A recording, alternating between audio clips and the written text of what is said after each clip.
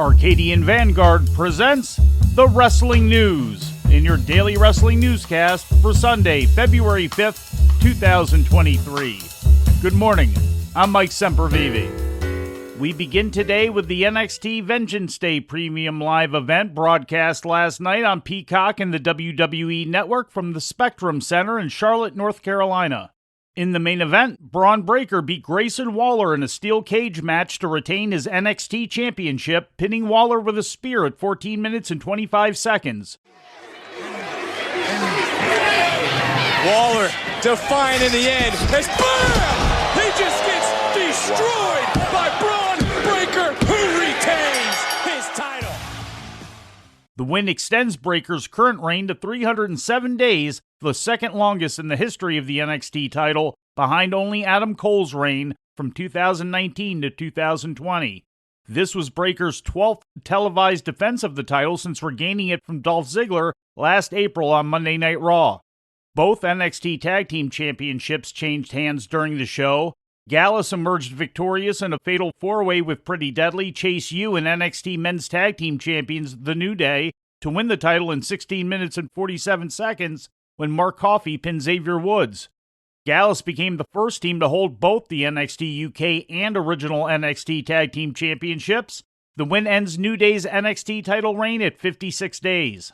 New NXT Women's Tag Team Champions were also crowned when Fallon Henley and Kiana James beat Katana Chance and Caden Carter after 9 minutes and 20 seconds. The win occurred when Henley pinned Carter with an illegal assist from James. Chance and Carter's reign was the longest in the history of the NXT Women's Tag Team title. New champs Henley and James spoke backstage after their title win. Mackenzie, I think this might be the most surreal moment of my life. I feel like I'm in a dream. This doesn't even feel real.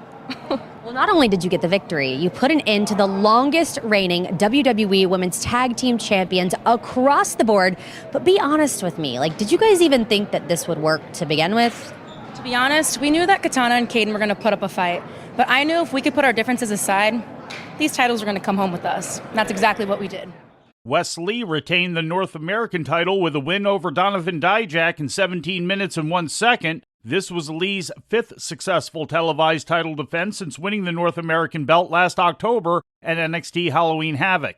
Roxanne Perez also retained her NXT Women's Championship in a triple threat against both Gigi Dolan and JC Jane of Toxic Attraction, pinning Jane in 14 minutes and 43 seconds.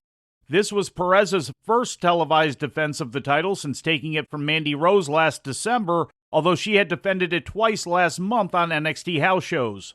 Also on the show, Carmelo Hayes swept Apollo Crews in 2 straight falls in their best 2 out of 3 falls match, taking the first fall by submission in 15 minutes and 52 seconds, and the second by pinfall at the 23-minute and 30-second mark.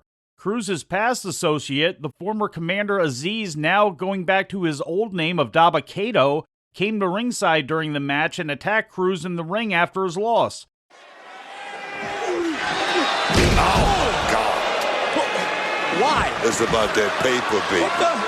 It's about coming up. At any means necessary, Vic.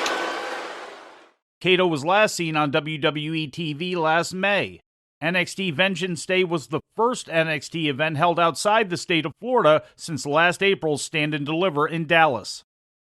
In ratings news, WWE SmackDown experienced a drop of approximately 170,000 viewers this week, according to the overnight ratings figures from Spoiler TV. Friday night's Fox broadcast attracted an average of 2.263 million viewers, compared to 2.433 million for the previous week.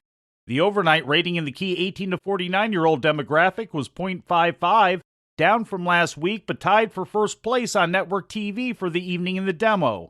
Full ratings information is expected later this week. In ticket sales news, WWE SmackDown led last week in TV taping live attendance according to WrestleTix and WrestlingData.com.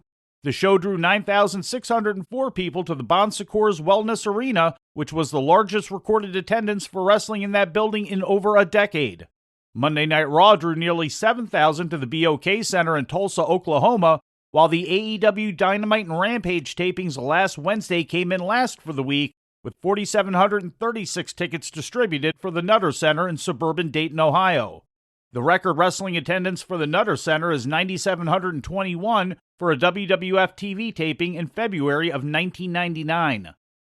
In more NXT news, the WWE developmental brand will be working with Reality of Wrestling, the Houston-based independent promotion owned and operated by Booker T, who also works as a color commentator for NXT.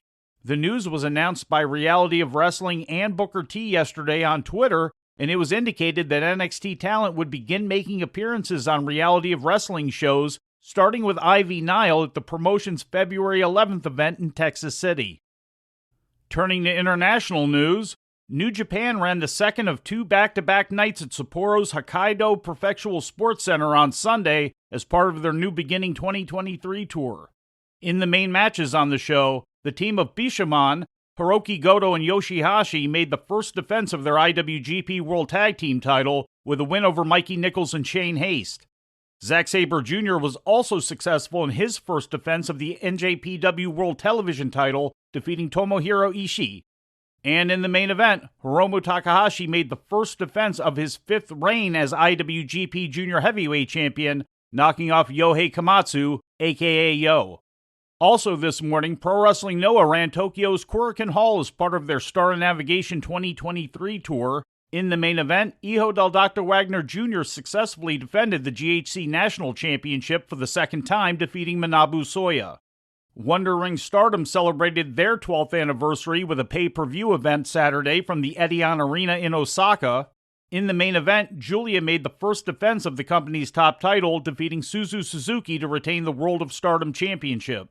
Nane Takahashi and Yu also made the first defense of their Goddess of Stardom tag team title, going over Maika and Himeka. And Saya Kamitani made the 14th defense of her Wonder of Stardom Championship by defeating Momo Watanabe. Fukigen Death, also known as Saki Kashima, won a Naniwa Roulette Gauntlet match to challenge for any of the company's top titles. As a result, she chose the high-speed champion Azumi, and the two will face off in the future. During the show, Stardom announced their annual Cinderella tournament begins on March 26 inside the Budokan in Yokohama and will feature a record 36 participants.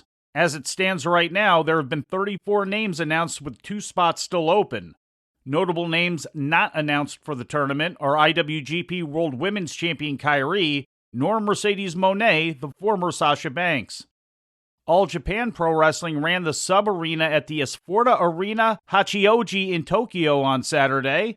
In the main event, Kento Miyahara retained the Triple Crown World Heavyweight Championship by defeating Yuma Aoyagi with his shutdown suplex. That was his 4th defense. The semi-main event saw Atsuki Aoyagi make the 5th defense of the All Japan World Junior Heavyweight title by defeating Kotaro Suzuki. The other title match on the show saw Atsushi Onita and Yoshitatsu defeating Kendo Kashin and Nosawa Rongai in what was advertised as a Tornado Bunkhouse Current Blast Death match to win the All Asia Tag Team titles. Saturday night at Arena Coliseum, Atlantis Jr. won the CMLL NWA Historical World Light Heavyweight Championship, defeating Stuka Jr. According to the Lucha database, with the victory, Atlantis Jr. becomes the 73rd overall NWA World Light Heavyweight Champion in the title's lineage, and the 8th under the CMLL Historical designation, which began in 2010. It was Stuka's 7th defense, but his first in over a year. He had held the title for 1,635 days, originally winning it on August 14, 2018, by defeating Heshishiro. After the match, the former champion attacked the victor, signaling their feud may not be over. And our final report today will contain a spoiler from the Chris Jericho Rock and Wrestling Rager at Sea cruise, which set sail this past Thursday.